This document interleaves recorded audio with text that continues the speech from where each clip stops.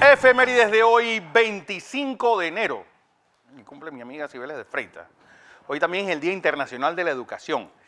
Y qué mejor forma de celebrarlo que hoy, pues con jóvenes que nos están enseñando. Pues porque uno nunca termina de aprender. Nos están enseñando lo que es la solidaridad, la convivencia, la alegría. Tantas cosas que habíamos olvidado.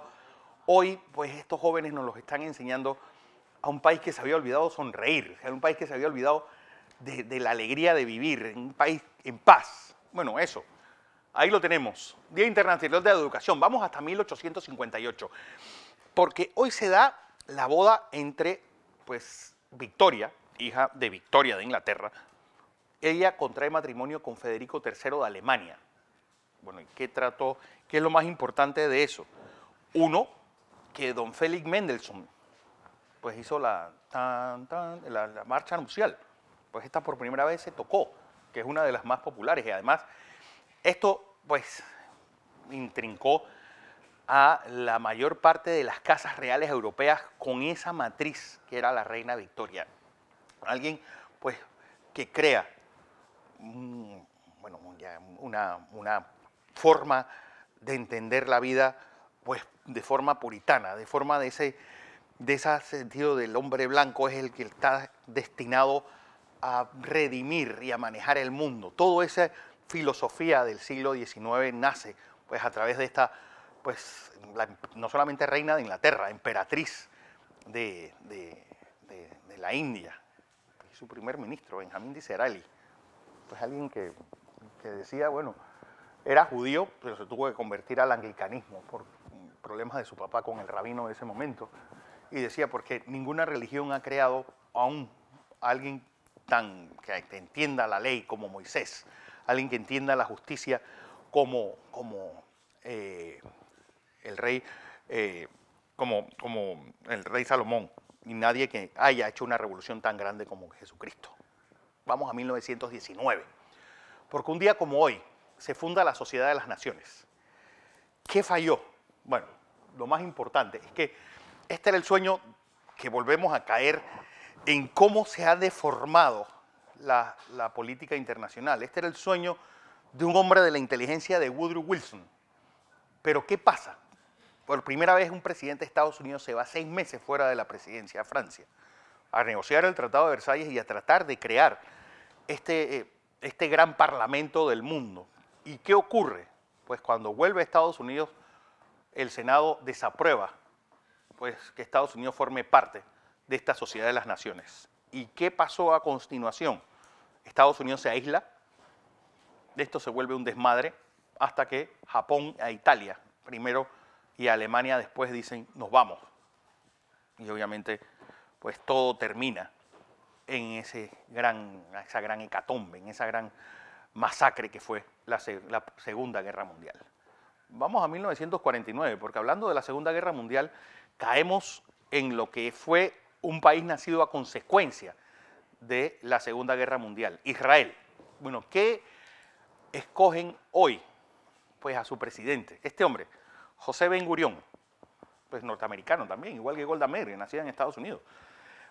Ellos querían que su primer presidente, porque acuérdense que Israel, al igual que la mayor parte de los países que tuvieron reyes, tienen un presidente y tienen un primer ministro, tienen un jefe de Estado y tienen un jefe de gobierno. Bueno, este era el hombre que era jefe de Estado. Y la verdad es que la idea era poner a Einstein. Pero Einstein le dijo, sí, yo soy judío, pero no soy alguien muy creyente. Así que, pues, no puedo estar al frente de un país pues, que es casi una teocracia. Por eso, pues, se escoge este hombre y uno de los políticos más brillantes del siglo XX. Pues, ese político que siempre estuvo allí y era un hombre que entendió muy bien pues el tiempo que le tocó vivir y sobre todo defender un Estado con uñas y dientes, pues esa franja frágil que es Israel en medio de países enemigos. Pues su intervención sobre todo pues, en esos primeros años de la creación del Estado en el 48, en la guerra del 56, y sobre todo fue él quien toma la última decisión de ir a la Argentina y exhibir, bueno, y decir, aquí vamos a presentarles el nazismo, el arquitecto del holocausto.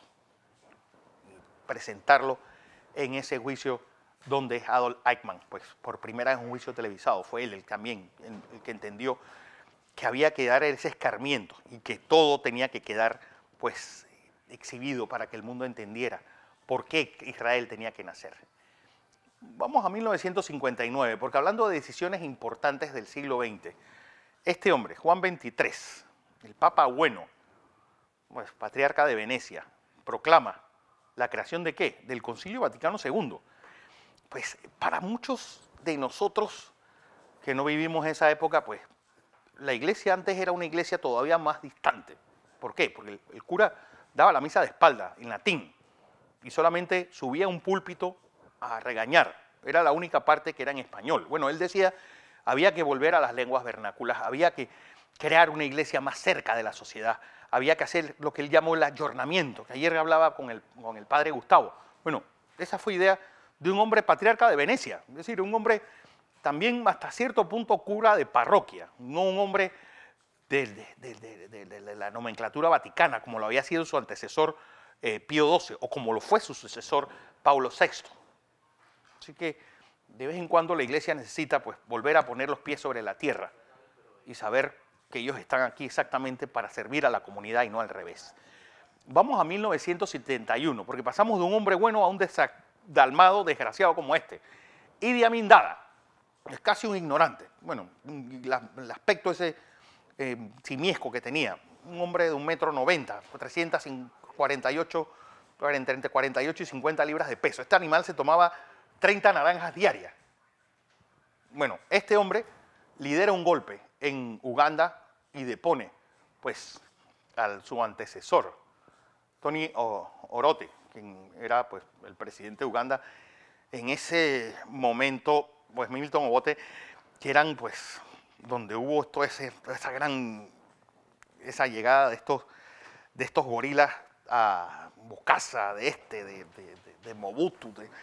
Bueno, para África es lo que yo creo que para nosotros es Trujillo, el epítome del salvaje, del mal salvaje. Un hombre, pues, primero votó a todos los hindúes que vivían ahí, que eran los que manejaban el comercio, votó a los judíos. El tipo, pues, hizo guerras étnicas. Él dice que comió carne humana incluso. Dice que estaba un poco más salada que la de cerdo. Fue lo único que dijo. Bueno, todo lo malo de esa África negra, y a pesar de que Winston Churchill dijo alguna vez que Uganda era el lugar más bonito que él había visto en su vida. Bueno, al final, pues una invasión de todos los países que estaban alrededor terminan deponiéndole. Él huye primero a Libia y termina muriendo en Arabia Saudita, cuando vuelve a ser, pues, un devoto miembro de la religión musulmana. Vamos a 1979, porque para que ustedes vean que la iglesia tiene esa particularidad de que las cosas pues, ocurren generalmente en estos tiempos. ¿Por qué? Porque este hombre entendió muy bien lo que era sacar a la iglesia de los cuatro muros. Y un día como hoy inicia su recorrido. Su primer viaje papal, ¿dónde fue? Pues América Latina. ¿Dónde? Primero a Santo Domingo, primer lugar donde se asentó la Iglesia Católica en América, y después a México, a esa reunión de Puebla. También un antes y un después de la iglesia, pues, de la iglesia latinoamericana, en medio de revoluciones, de golpes de Estado. Una parte importante de este viaje es entender que cuando el Papa Juan Pablo II llega a Puebla, el Vaticano y México no tenían relaciones diplomáticas. México y el Vaticano establecen relaciones diplomáticas en 1991. Así que todo el problema era quién recibe a este Papa. Encima en la presidencia de México había un megalómano como era José López Portillo. ¿Y qué hago? Bueno, ¿qué hizo? Mandó a su mamá a que recibiera a Juan Pablo II. ¿Para qué? Porque no podía ser recibido por el presidente de México porque México no reconocía al Vaticano. La cosa es que de esto sale pues, escritos importantes de lo que fue la Iglesia Católica y su rol durante todo el año 80. No es casual que de esa generación hayan salido pues, hombres valientes como Óscar Arnulfo Romero, como como el Monseñor Rivera y Damas, como el propio Monseñor Magrat, sobre una iglesia católica chilena que se enfrenta de tú a los militares, al igual que la iglesia de Brasil, el de Cámara, toda esa generación pues, de grandes sabios de la iglesia católica salen de esa reunión de Puebla. Así que hoy, pues exactamente 40 años después que tenemos pues, al Papa Francisco en otras circunstancias, esperemos que también ese sentimiento saque hombres valientes que defiendan a sus comunidades en un mundo, como hemos estado hablando, pues tan hedonista, tan individualista y sobre todo, pues donde no hemos roto las comunidades y hemos creado pues una especie de archipiélagos en vez de países.